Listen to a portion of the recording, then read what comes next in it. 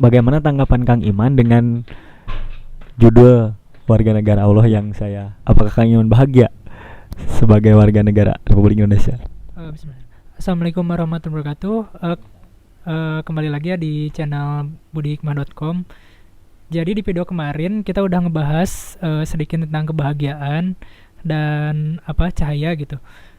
Nah, terus lanjutan dari pembahasan kemarin, saya pengen nanya gitu ke Kang Budi Hikmah khususnya, apakah Kang Budi ini sedang berbahagia sekarang, dan kalau tidak kenapa, dan kalau bahagia apa yang menjadikan Kang Budi atau apa indikator bahwasanya Kang Budi mengatakan Kang Budi sedang bahagia gitu. Silakan Kang. Alhamdulillah, terima kasih Kang Iman. Saya adalah orang bahagia. Iya, saya insya Allah adalah orang yang bahagia sejak dulu, sejak kemarin. Semoga sampai nanti. Dan khususnya hari ini kenapa saya berbahagia? Ya karena ngobrol dengan Kang Iman. Tapi itu serius ya, bukan gombal belaka. Karena menurut saya obrolan dengan Kang Iman ini kan obrolan hal-hal baik. Dan saya pribadi sama sekali tidak mengadakan obrolan ini sebagai ajang untuk memotivasi sebuah kemaksiatan gitu. Nah, berarti kan obrolan ini adalah indikator untuk saya supaya bisa berbahagia. Itu sih pertama. Ya karena prinsipnya kan itu teh ya, definisi bahagia menurut saya ya bisa seiring sejalan seirama dengan kudrati rodat Allah Subhanahu wa taala. Ya istilah singkatnya mungkin fitri lah, fitrah. Jadi ketika saya bisa fitrah menjalani kehidupan ini secara fitrah, yang kebahagiaan adalah buahnya gitu, adalah keniscayaan. Tinggal kita menyadari aja, sadar enggak sih, sadar enggak kita teh bahagia gitu. Jadi indikator bahagia itu apanya?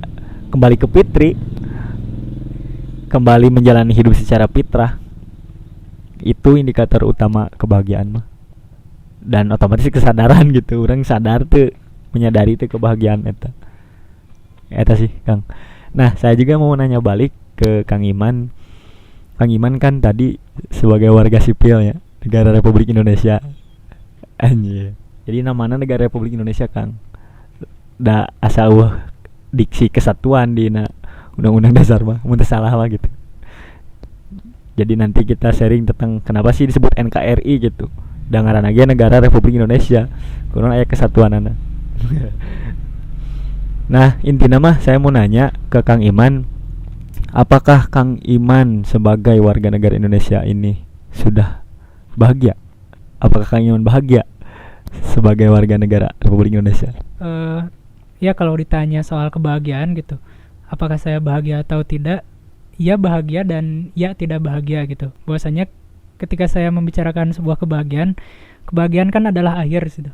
Akhir dari sebuah proses penderitaan yang ya akhir gitu, dan kita melewati penderitaan itu akhirnya kita bahagia gitu.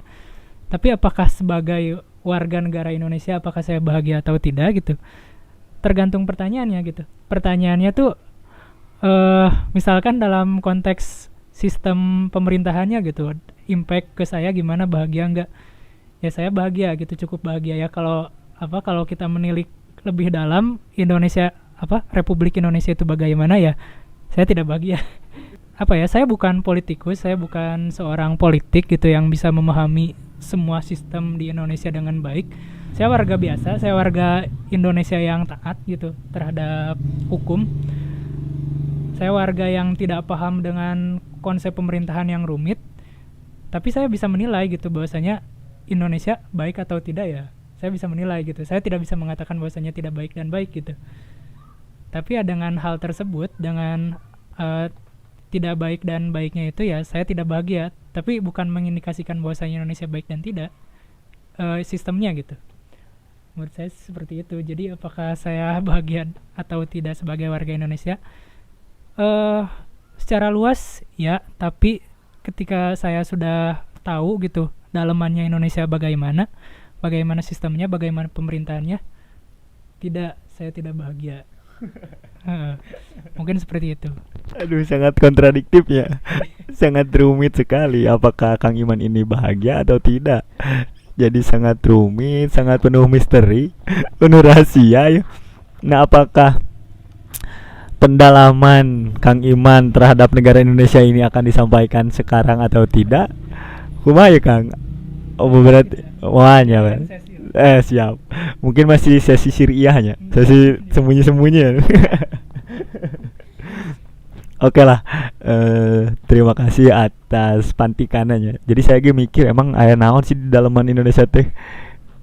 Kok Kang Iman ngomong ai di luar mah bahagialah secara luas bahagia, tapi enggeus nyawa ke dalam mah teu bahagia. Nah, biasa saya bertanya ya naon ya.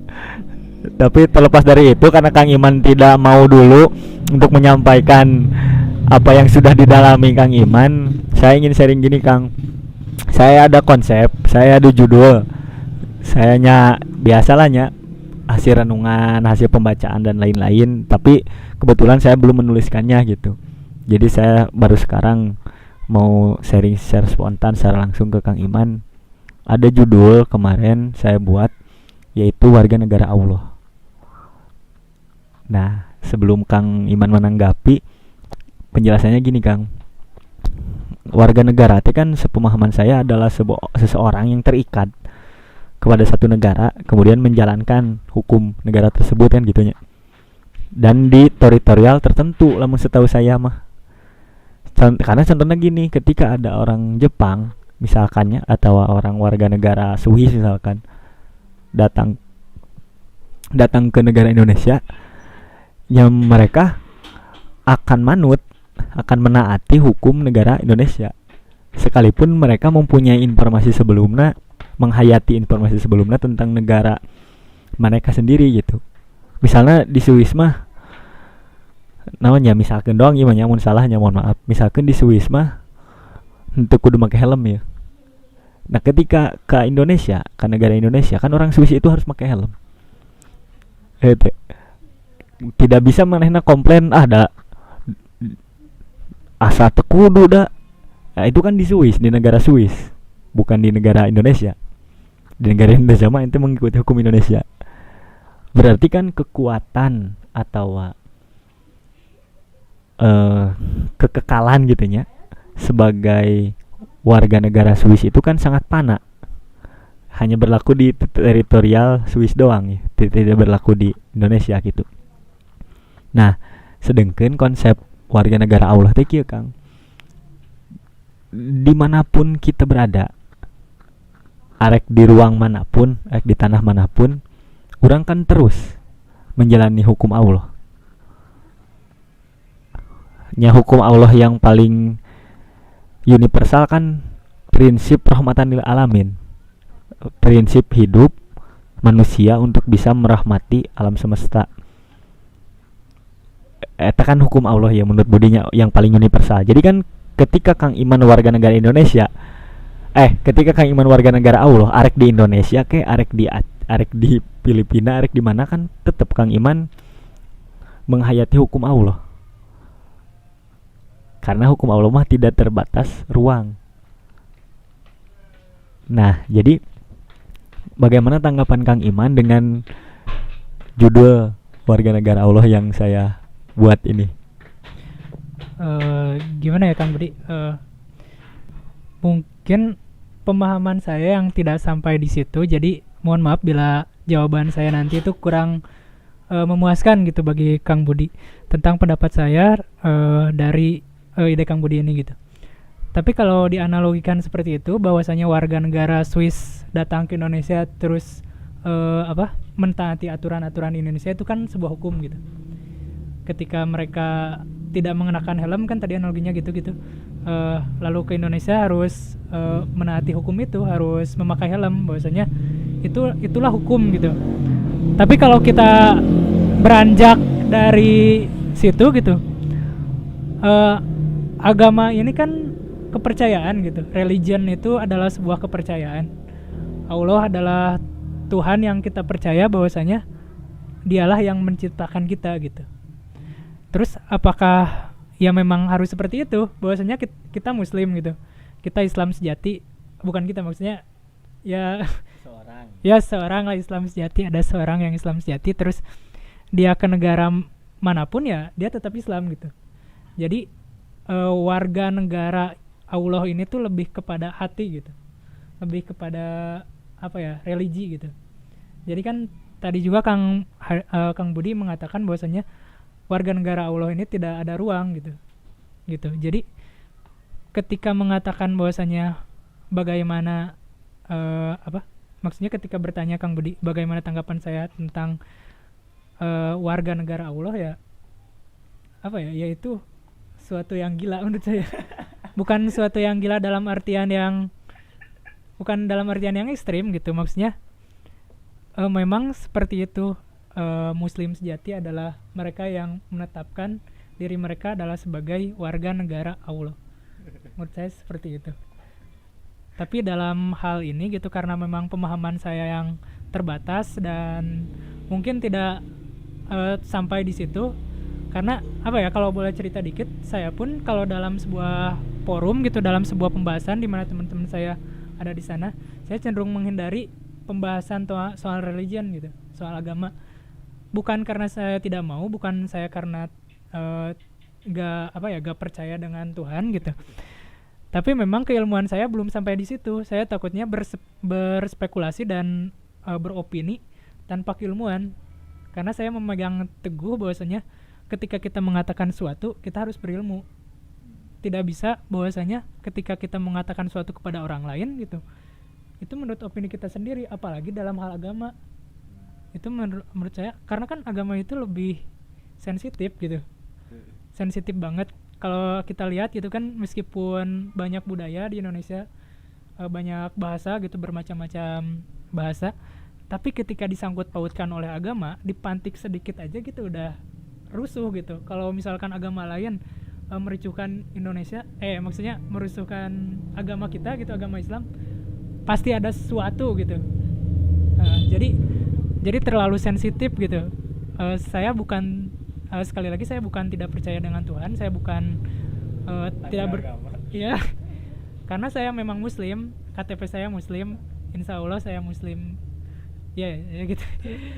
Jadi ya keilmuan saya belum sampai gitu di situ. Jadi mohon maaf gitu bila jawabannya tidak maksimal dan tidak memuaskan Kang Budi. Mungkin gitu.